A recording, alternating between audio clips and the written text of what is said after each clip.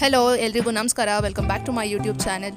Summer season ಅಂತ ಬಂದಮೇಲೆ first ನೆನಪಾಗದೆ ಮಾವಿನಕಾಯಿ ಅಲ್ವಾ. ಸೊ ಮಾವಿನಕಾಯಿ ಬಳಸಿ ಯಾವ ರೀತಿಯಾಗಿ ಇನ್ಸ್ಟೆಂಟ್ ಹಾಗೆ ದಿಢೀರಾಗಿ ಉಪ್ಪಿನಕಾಯಿ ಯಾವ ರೀತಿ ಮಾಡ್ಬೋದು ಅಂತ ನೀವು ಈ ವಿಡಿಯೋಲಿ ನೋಡ್ತೀರಾ. ಸೊ ಮೊದಲನೇದಾಗಿ ಇಲ್ಲಿ 2 ಮಾವಿನಕಾಯಿನ ತೊಗೊಂಡಿದ್ದೀನಿ. ಇಲ್ಲಿ ಚಿಕ್ಕದಾಗಿ ಕಟ್ ಮಾಡಿರುವಂಥದ್ದು ತೋತಾಪುರಿ ಮಾವಿನಕಾಯಿ 2. ಸೊ ನಿಮಗೆ ಸೈಜ್ ಬೇಕಿದ್ರೆ ಇನ್ನು ನೀವು ಒಂದು ಕ್ಯೂಬ್ಸ್ ಥರನೂ ಕಟ್ ಮಾಡ್ಕೊಳ್ಬೋದು. ಸೊ ನಾನಿಲ್ಲಿ ಚಿಕ್ಕದಾಗಿ ಕಟ್ ಮಾಡ್ಕೊಂಡಿರೋದು. ಇದಕ್ಕೆ ಈಗ 1.5 ಸ್ಪೂನಷ್ಟು ರೆಡ್ ಚಿಲ್ಲಿ ಪೌಡರ್ ಹಾಕ್ಕೊಳ್ಳಿ. ಖಾರ ಮೀಡಿಯಮ್ ತಿನ್ನೋರಾಗಿದ್ದರೆ ಈ ರೀತಿ ನಾನು ತೋರಿಸಿರೋ ಅಷ್ಟು 1.5 ಸ್ಪೂನ್ ಹಾಕ್ಕೊಂಡ್ರೆ ಸಾಕಾಗುತ್ತೆ. ಸ್ವಲ್ಪ ಖಾರ ಜಾಸ್ತಿ ತಿನ್ನೋರು ಬೇಕಿದ್ದರೆ ನೀವು 2ರಿಂದ 2.5 ಸ್ಪೂನಷ್ಟು ರೆಡ್ ಚಿಲ್ಲಿ ಪೌಡರ್ನ ಹಾಕ್ಕೊಳ್ಳಿ. ಹಾಗೆ ಸ್ವಲ್ಪ ಅರಿಶಿನ, ಹಾಗೆ 1 ಸ್ಪೂನಷ್ಟು ಉಪ್ಪು. ಸೊ ಇದಿಷ್ಟು ಹಾಕ್ಕೊಂಡು ಚೆನ್ನಾಗೀಗ ಮಿಕ್ಸ್ ಮಾಡ್ಕೊಳ್ಳಿ. ತುಂಬಾ ಕಡಿಮೆ ಇಂಗ್ರೀಡಿಯೆಂಟ್ಸ್ ಯೂಸ್ ಮಾಡಿ ಈ ಮಾವಿನಕಾಯಿ ಉಪ್ಪಿನಕಾಯಿನ ಮಾಡ್ಕೊಳ್ಬೋದು. ಜಸ್ಟ್ ಒಂದು 10 ನಿಮಿಷ ಇದ್ದರೆ ಸಾಕು ನಿಮಗೆ ಈಸಿಯಾಗಿ. ಹಾಗೆ ಪ್ರಾಸೆಸ್ ಕೂಡ ಜಾಸ್ತಿ ಟಫ್ ಅಂತ ಏನಿಲ್ಲ. ಈಸಿಯಾಗಿ ನೀವು ಮಾವಿನಕಾಯಿ ಕಟ್ ಮಾಡಿಕೊಂಡು ರೆಡಿಯಾಗಿದ್ದರೆ ಜಸ್ಟ್ 10 ನಿಮಿಷದಲ್ಲಿ ಇದು ಉಪ್ಪಿನಕಾಯಿ ಮಾಡ್ಕೊಳ್ಬೋದು. ಉಪ್ಪಿನಕಾಯಿ ಅಂದಮೇಲೆ ಇನ್ನು ಉಪ್ಪು ಖಾರ ಅನ್ನೋದು ಮಾವಿನಕಾಯಿಗೆ ಚೆನ್ನಾಗಿ ಹಿಡ್ಕೊಳ್ಬೇಕಲ್ವ. ಸೊ ಅವಾಗೇ ಅದು ಟೇಸ್ಟ್ ಕೂಡ ಚೆನ್ನಾಗಿರೋದು. ನಿಮಗೆ ಮೈಲ್ಡಾಗಿ ಏನಾದರೂ ಖಾರ ಕಮ್ಮಿ ತಿನ್ನೋರಿದ್ದರೆ ಜಸ್ಟ್ ಸ್ವಲ್ಪ ರೆಡ್ ಚಿಲ್ಲಿ ಪೌಡರ್ನ ಕಮ್ಮಿ ಮಾಡ್ಕೊಳ್ಳಿ. ಸೊ ಇದೆಲ್ಲ ಹಾಕಿದ ಮೇಲೆ ಚೆನ್ನಾಗಿ ಇದನ್ನು ಮಿಕ್ಸ್ ಮಾಡ್ಕೊಳ್ಳಿ ನೀಟಾಗಿ. ಅದೆಲ್ಲ ಒಂದು ಮಾವಿನಕಾಯಿ ಪೀಸ್ಗೂ ಅದು ಚೆನ್ನಾಗಿ ಹಿಡ್ಕೊಳ್ಬೇಕು ಉಪ್ಪು ಖಾರ. ಇದನ್ನು ಮಿಕ್ಸ್ ಮಾಡ್ಕೊಂಡು ಆದಮೇಲೆ ಒಂದು ಡ್ರೈ ರೋಸ್ಟ್ ಮಾಡ್ಕೊಬೇಕು. ಜಸ್ಟ್ 2 ಇಂಗ್ರೀಡಿಯೆಂಟ್ಸ್ ಯೂಸ್ ಮಾಡಿಕೊಂಡು.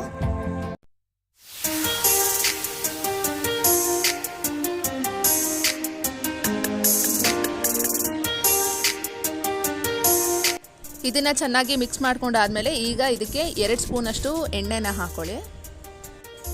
ಎಣ್ಣೆನ ಹಾಕಿದ ಮೇಲೆ ಚೆನ್ನಾಗಿ ಒಂದ್ಸರಿ ಮಿಕ್ಸ್ ಮಾಡ್ಕೊಳ್ಳಿ.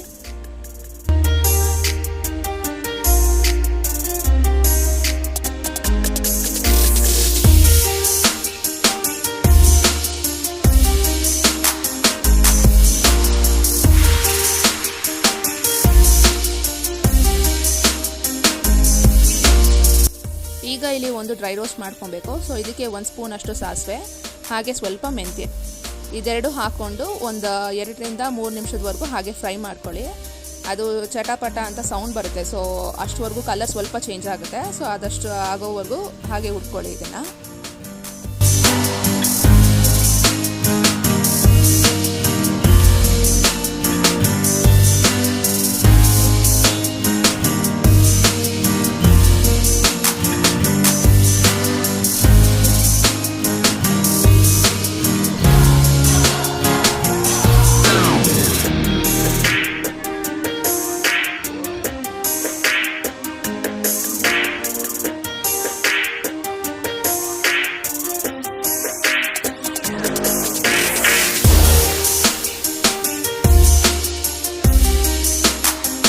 ಈಗ ಇಲ್ಲಿ ನೀವು ನೋಡ್ಬೋದು ಕಲರ್ ಚೇಂಜ್ ಆಗಿದೆ, ಹಾಗೆ ಚಟ್ಪಟ ಅಂತ ಸೌಂಡ್ ಬರುತ್ತೆ. ಸೊ ಅಷ್ಟವರೆಗೂ ರೋಸ್ಟ್ ಮಾಡಿಕೊಂಡ್ರೆ ಸಾಕಾಗುತ್ತೆ, ಒಂದು 3 ನಿಮಿಷ. ಸೊ ಈಗ ಇದು ಫೈನ್ ಪೌಡರ್ ಆಗೋವರೆಗೂ ಕುಟ್ಕೊಳ್ಬೇಕಾಗತ್ತೆ. ನೈಸಾಗಿ ಪೌಡರ್ ಆಗಬೇಕಿದು.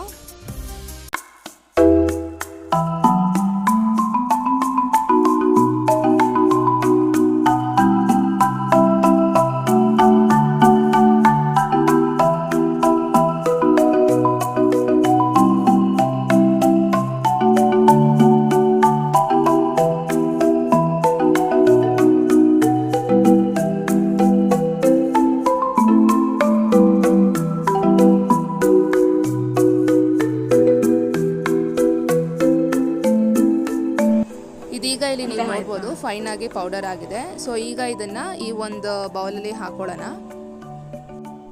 ಪೌಡರ್ನ ಹಾಕಿದ ಮೇಲೆ ಚೆನ್ನಾಗಿ ಒಂದು ಮಿಕ್ಸ್ ಮಾಡ್ಕೊಳ್ಳಿ. ಸೊ ದಟ್ ಎಲ್ಲ ಮಾವಿನಕಾಯಿ ಪೀಸ್ಗೆ ಇದು ಚೆನ್ನಾಗಿ ಕೋಟ್ ಆಗಬೇಕು.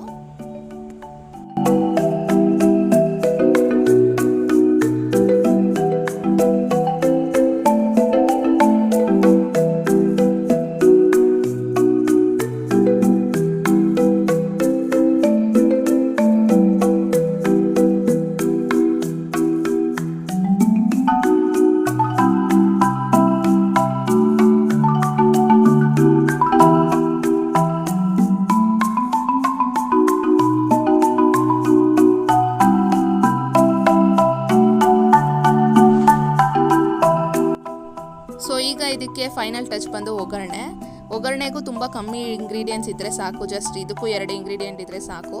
ಜಾಸ್ತಿ ಐಟಮ್ಸ್ ಎಲ್ಲ ಹಾಕ್ಕೊಂಡು ಮಾಡ್ಕೊಳ್ಬೇಕು ಅಂತ ಏನಿಲ್ಲ, ಬಿಕಾಸ್ ಇದು ದಿಢೀರಾಗಿ ಮಾಡ್ಕೊಳ್ಳೋ ಅಂಥದ್ದು. ಈಗ ಇಲ್ಲಿ ಎಣ್ಣೆ ಹಾಕ್ಕೊಂಡು ಇದಕ್ಕೆ ಸ್ವಲ್ಪ ಸಾಸಿವೆನ ಹಾಕ್ಕೊಳ್ಳಿ.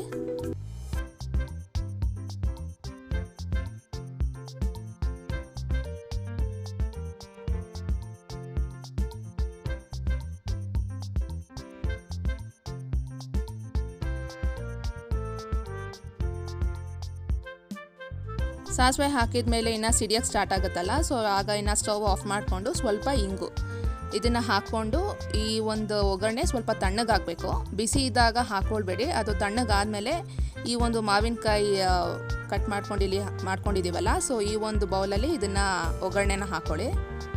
ಒಗ್ಗರಣೆನ ಹಾಕ್ಕೊಂಡು ಇದನ್ನು ಚೆನ್ನಾಗಿ ಒಂದು ಕ್ಲೀನಾಗಿ ಒಂದು ಮಿಕ್ಸ್ ಕೊಟ್ಟರೆ ಇನ್ಸ್ಟೆಂಟ್ ಆ್ಯಂಡ್ ದಿಢೀರಾಗಿ ಮಾಡ್ಕೊಳ್ಬೋದಾದಂಥ ಮಾವಿನಕಾಯಿ ಉಪ್ಪಿನಕಾಯಿ ರೆಡಿ ಆಗುತ್ತೆ. ತುಂಬಾ ಚೆನ್ನಾಗಿರುತ್ತೆ. ಅನ್ನ ಬೇಳೆ ಸಾರಿದ್ದಾಗ ಈ ರೀತಿ ಮಾವಿನಕಾಯಿ ಉಪ್ಪಿನಕಾಯಿ ಹಾಕ್ಕೊಂಡು ತಿಂದರೆ ತುಂಬಾ ಚೆನ್ನಾಗಿರುತ್ತೆ.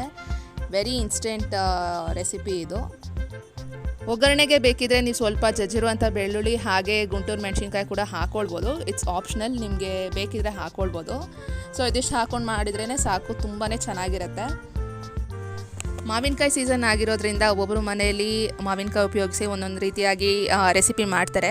ಸೊ ನಿಮ್ಮ ಮನೇಲಿ ನೀವು ಯಾವ ರೀತಿ ಮಾವಿನಕಾಯಿ ಯೂಸ್ ಮಾಡಿಕೊಂಡು ರೆಸಿಪಿ ಮಾಡ್ತೀರಾ, ಬೇರೆ ರೆಸಿಪಿನೇ ಆಗಿರ್ಬೋದು ಮಾವಿನಕಾಯಿ ಯೂಸ್ ಮಾಡಿ, ಸೊ ಕಾಮೆಂಟ್ ಮೂಲಕ ತಿಳಿಸಿ, ನನಗೂ ಗೊತ್ತಾಗುತ್ತೆ. ಸೊ ಇದಾಗಿತ್ತು ಇವತ್ತಿನ ವಿಡಿಯೋ ಇಷ್ಟ ಆಗಿದೆ ಅಂತ ಅಂದ್ಕೊಳ್ತೀನಿ. ಇಷ್ಟ ಆಗಿದ್ರೆ ಪ್ಲೀಸ್ ಲೈಕ್ ಮಾಡಿ, ಶೇರ್ ಮಾಡಿ, ಹಾಗೆ ಕಾಮೆಂಟ್ ಮಾಡಿ. ಚಾನಲ್ಗೆ ಇನ್ನೂ ಸಬ್ಸ್ಕ್ರೈಬ್ ನೀವು ಮಾಡ್ಕೊಂಡಿಲ್ಲ ಅಂದರೆ ಈಗಲೇ ಹೋಗಿ ಸಬ್ಸ್ಕ್ರೈಬ್ ಬಟನ್ನ ಕ್ಲಿಕ್ ಮಾಡ್ಕೊಳ್ಳಿ. ಹಾಗೆ ಪಕ್ಕದಲ್ಲಿರೋ ಬೆಲ್ ಐಕನ್ನ ಕ್ಲಿಕ್ ಮಾಡಿದರೆ ನಾನು ಯಾವುದೇ ಒಂದು ವಿಡಿಯೋ ಹಾಕಿದ್ರೂ ಅದು ನೋಟಿಫಿಕೇಷನ್ ನಿಮಗೆ ಬರುತ್ತೆ, ಸೊ ದಟ್ ನಿಮಗೆ ವಿಡಿಯೋ ಮಿಸ್ ಆಗಲ್ಲ. ನನ್ನ ಮುಂದಿನ ವಿಡಿಯೋಲಿ ಸಿಗ್ತೀನಿ. Thanks for watching. ಬಾಯ್.